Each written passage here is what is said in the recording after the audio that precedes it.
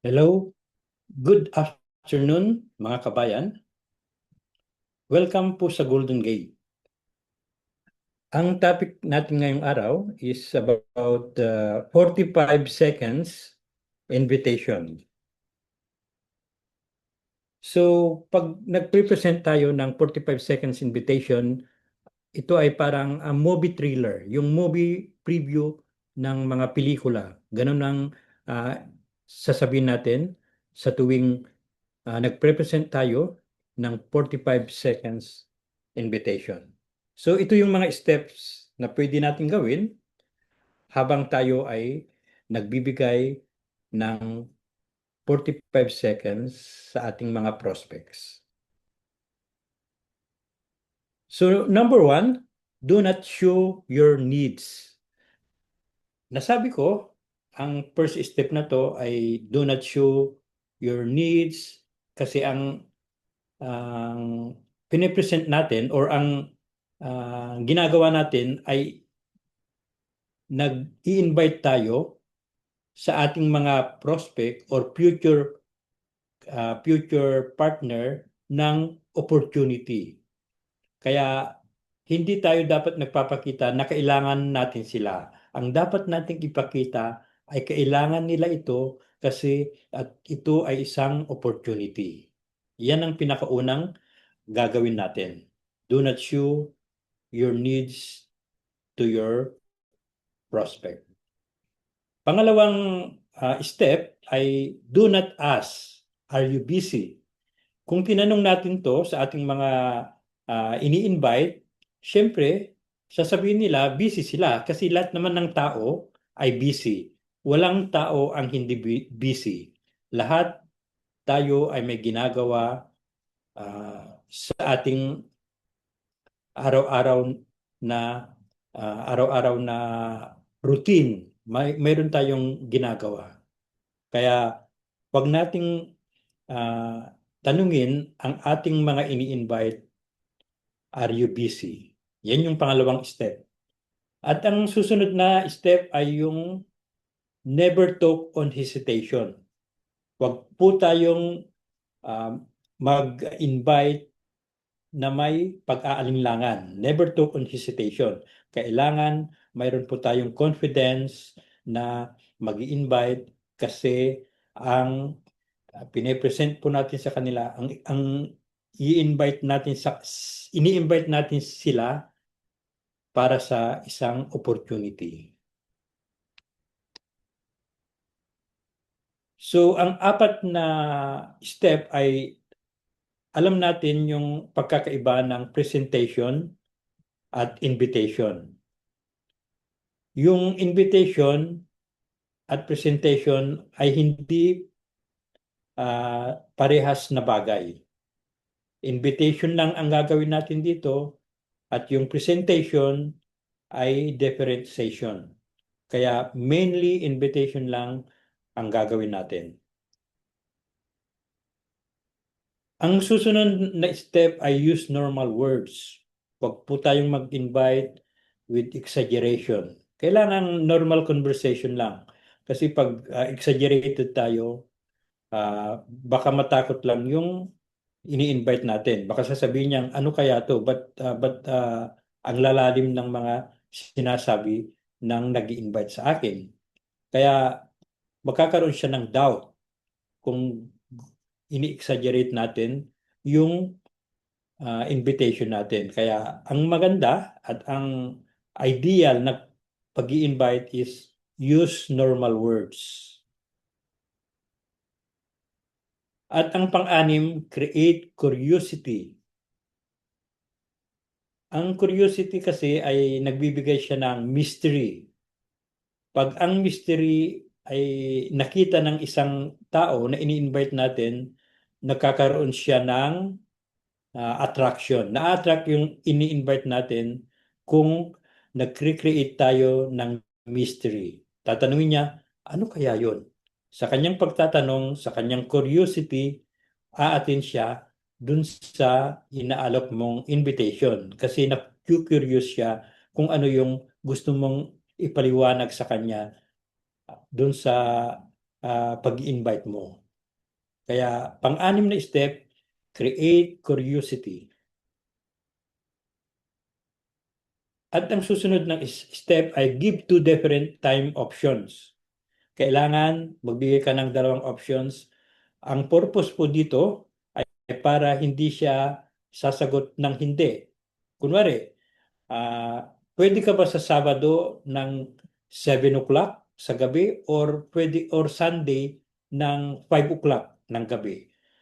Natural, kung dalawa lang yung option, ibig sabihin, wala siyang pagpipilian. Hindi siya makakaindi sa invitation mo. Kaya isipin palagi, give two different time options sa mga ini-invite natin.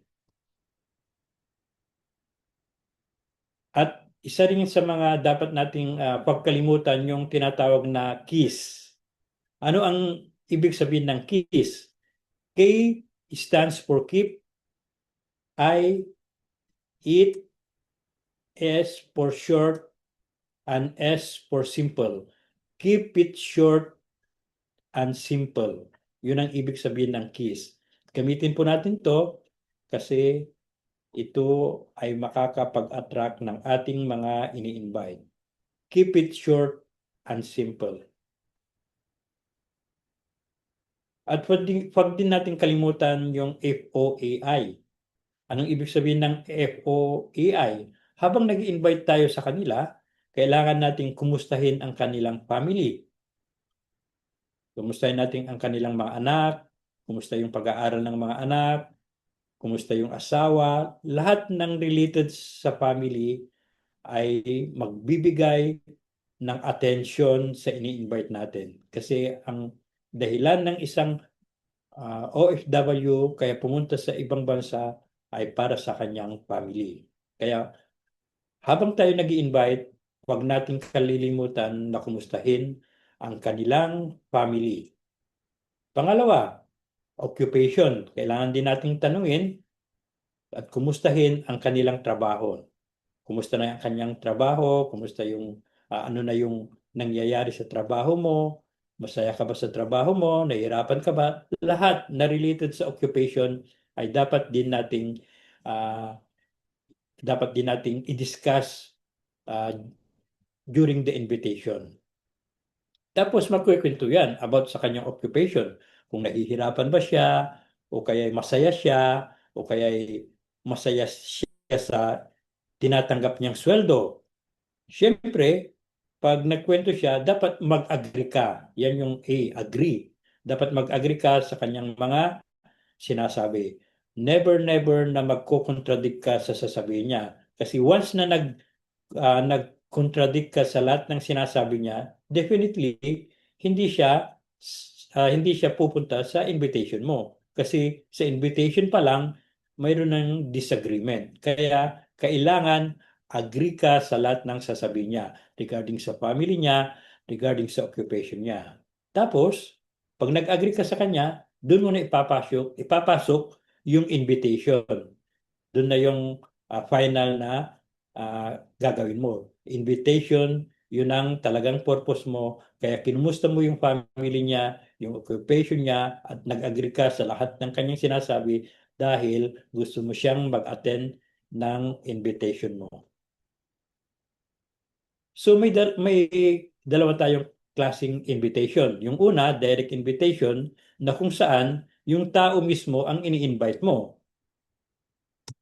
Tapos yung pangalawang paraan ng pag-i-invite ay yung indirect invitation. Dito, hindi mo siya ini-invite directly. Kunwari, tanungin mo siya, baka may pwede kang mai-refer sa akin na pwedeng sumama sa opportunity na sinalihan ko. Indirect invitation yon. Pwede ka bang mag-refer ng mga tao na pwedeng sumama sa business na to? Yun ang indirect invitation. Dahil dito sa indirect invitation, magkakaroon siya ng curiosity ngayon. Ano ba yung ini-invite mo sa kwan? Ba't humihingi ka ng referral? Yun, magtatanong na siya at magkakaroon din siya ng interest para umattend sa invitation mo. Yan yung tinatawag na indirect invitation. At ang susunod ay kailangan din tayo mayroon din tayong paraan ng pag-invite, make a call. Yung ito naman ay through telephone, tatawagan mo siya, tapos i-invite mo siya at magsasabi ka na pag nag-join siya sa invitation mo through kunwari through Zoom, mayroon siyang registration fee at 5 na lang yung naiiwang slot para lang siya maka-attend. Bigyan mo siya ng scarcity dun sa pag-i-invite mo para magkaroon siya ng interest para umattend dun sa invitation mo.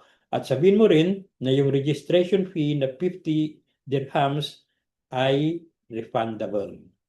Yan, huwag mong kakalimutan na sabihin na refundable yung registration fee niya. Ang purpose dito ng 50 dirhams ay para makinig siya. Kasi pag libre, ang mangyayari niyan, ititik for granted niya yung invitation mo at hindi rin siya makikinig dun sa presentation. So, pag natapos na